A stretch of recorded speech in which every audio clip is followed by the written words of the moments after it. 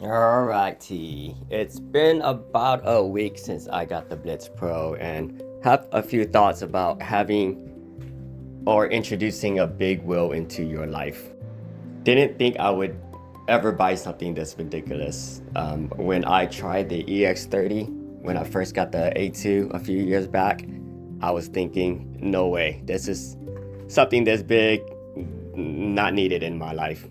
But watching people be very capable and fast and nimble with the ability to do everything I can do on my small wheels made me realize, that's the next level. I'd say I have about 10,000 miles of EUC riding, mostly urban environment, very short distance. 90% of it is just going to work or riding around campus when I'm bored. After a week on the Blitz Pro, I'd have to say getting around is very easy. I would say it's the difference from riding around on a small bicycle versus being able to get around anywhere on like an electric bike. I don't even ride the streets and fear other cars, but when I have this, I feel like I can just jump on the street and stay behind them, or even in front if I know I can get out of the way in time and it's like a 20-mile-per-hour street. So it gives you a confidence that isn't there when you have a small wheel. Like when you have a small wheel and you're kind of in a rush or in a minor emergency to get out of the way, there's a anxiety you get that you can probably get away and get out of the way and get to where you need to be. But with the small wheel, you don't have the luxury of just powering through something. With the Blitz, when you get in a situation, you can just go through any road surface, is what I'm trying to say. Like if there's like little potholes or uneven ground or broken pavement, the Blitz, the 20-inch wheel just goes over it without you even having to think. But with an M10.5, you really have to think about your surrounding, your immediate surrounding, because it's a little divot in the street is equivalent to like a giant pothole for a Blitz. There's been a few times where I hit a little bump on the M10.5 and like I get squirrely like on a landing, or it twists my ankle in a way where it almost overpowers my ankle. That's the same with the Falcon and the C8. I think because of the points on your leg, the contact is so low, like closer to your ankles and down your calves, that you actually have to have a stronger ankle to hold it together versus the Blitz. It comes up to almost my kneecap. So I'm using my whole side of my leg to keep it stable. And that stability is able to get you through any situation quick and fast. And the wheel is very predictable. It's so big that when you're going one direction or another, you have a little bit of time to get to it. So you almost have a little bit of time to look ahead. With the smaller wheels, I feel like I'm very, I don't choose my lines until the last minute, because you can just switch off your line real quick. With the Blitz Pro or anything bigger, you really have to commit to your line. And if you do have to abort your line, you better be ready, because it's a big giant wheel to immediately disrupt its current trajectory. I usually leave my wheel in the bottom floor, right into the entrance of my office, which is a little area that is it's away from the public and only people who are in the office can see. But I would have to bring it down the stairs, and I don't think I want to roll this down the stairs at all. One, I would never leave it on and roll it down the stairs again. One time the T4 almost ripped my shoulder off when it lost traction on the stairs, and it just started spinning out of control and nearly dislocated my shoulder. I don't even remember how I got it to calm down. Moving this giant beast around, you really have to be aware because if you don't pay attention, it can easily lean one way, and 100 pounds leaning one direction off the center of balance, and you're already leaning over, moving the wheel, it can easily fall. Like, I almost dropped it a few times just moving it around. So I did spend a good minute or two holding the handles and just moving it around, it being off, and just turning it, moving it, giving it different directions. That way my body can understand the dynamic of the wheel even when it's off. It's worth it to spend a little time doing that. I think of my body as machine learning, right? It's no difference than how AI learn. You give it different situation, different experience, and it just gets downloaded into your subconscious or your nervous system, or whatever, the combination of both. The presence of this is just unreal. Everybody I know, like my coworkers and people I see on campus that I run into pretty often, they see this and they are shocked by how big it is. It weighs almost as much as I do, and with the padding and all that, probably adds a good 10 pounds. But people are surprised when they see me ride this because I feel very fluid on it, right? Like, it doesn't look like I'm out of control. I'm not completely in control right now, but I can ride it in a way where it doesn't look like I don't know what I'm doing, if that makes sense. You can tell that I'm new to the current wheel I'm on, just because I'm not like super confident, but they are still impressed because it's a giant ass wheel and it has really nice lights, and as soon as you get close to it, the lights really shows up. Something about the rainbow light, it's just really cool.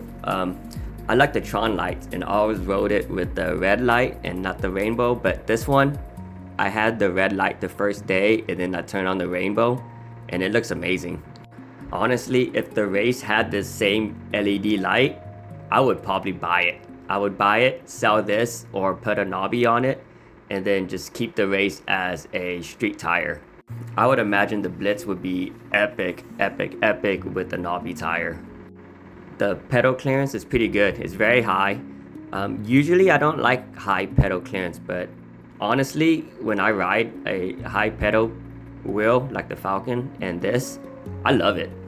It's one of those feelings where, like, oh, I'm the type of person that likes to ride lower cars, and my T4 had no suspension. It was lowered basically, but being tall, there's a different aspect of it. It feels like you have a little bit more control and a little bit more ability to accelerate, and that's probably because the pedal is near or above where the motor axis is.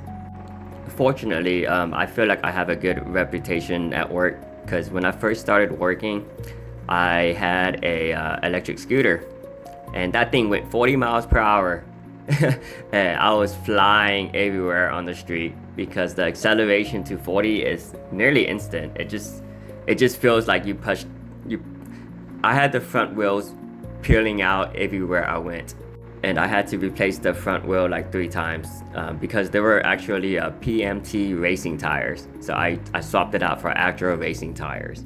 I did that for a good year, and pretty much everyone at work settled into understanding that I ride an electric scooter. So getting the electric unicycle was not that much more surprising, just because the A2 is tiny, small, and looks safe relatively compared to anything bigger. I took that A2 all over campus. When I first started here, I ended up going to almost every building to do their building upgrade on their network, and I brought this A2 everywhere. So it pretty much was outside every building I worked at, and half the time I didn't even lock it up. I just leaned in against the wall nearby, mostly because I would be in and out in like 2 minutes. Not 2 minutes, but enough where I'm not worried about it, and it's most of the time in the open. This is also probably the safest city you can think of. It's unreal how safe this city feels on a day-to-day basis. That gives me the opportunity to ride anywhere, anytime, any time of the day too. Like 2, 3, 4 in the morning, no big deal. There's been many on-call incidents where I had to go out on call and ride my A2 or T4 out and about. The last time that happened was on my Falcon. I had to do an upgrade at like 12 o'clock in the morning and I got flooded out. So the Falcon even got me through a flood at 3 o'clock in the morning. And then heading back home, you just have to go through all these drunk people who are heading home as well, which is also fun. Funny enough, the most anxiety I have about the wheel isn't even like getting it, buying it, or whatever. It's being delivered to my apartment office. Having a 110-pound box being sent to the office and then them having to let me know that it's ready to be picked up. It's always an ordeal. It's giant, heavy. I have to go to the back with them to help lift this thing into my little wagon. Yeah, I bought an actual wagon just to pick up my EUC from the front office. It's been indispensable already. I bought it when I got the Falcon because I knew it was going to be big. The C8. I was like, okay, I'm not gonna be able to carry that thing in. The last time I tried to carry the Falcon box in, I nearly snapped my back. But I got it for the C8, so it worked perfect for the Falcon. And then for the Blitz, it barely fit in the box. Got it in there, nearly bending the whole frame. Getting it into my house, I was knocking things over. It's just a gigantic box. And unboxing and taking it out of the box was pretty heavy. I wish I took a little bit more time to take it out of the box because that hurt my back. I think on the second day, I was getting out of the elevator and there was a group of family probably looking around the apartment. I don't know if they were with the apartment manager or not, but as soon as I got out of the elevator and the elevator door opened, there was a group of people waiting to come in. So, there's always that surprise look. But I think they were really surprised because they saw me, they saw this giant ass wheel about to come out of the elevator, so they had to kind of scoot back as they were about to go in, when you're waiting for an elevator. So that was my first experience with people in the hallway. And I really don't think, I can ride the C8 through the hallway, and if there's other people coming the other direction, there's enough room. I don't know if there's enough room with the Blitz. I think I would have to actually get off it, hold it, and then walk it past them and then get back on. I don't know, we'll see. My last thought of the day for this wheel, this giant ass beast of a wheel, is everyone's gonna stare at it. You're gonna have to tell them that your eyes are up here because that thing is massive. It has really crude lights and no one's ever seen something like this in real life, right? I've never saw anything this gigantic besides a Sherman or something. But even then, that was rare and only on group rides. So if you're gonna ride this, everyone's gonna be looking at you. You're gonna garner a lot of attention, way more than any other small wheel.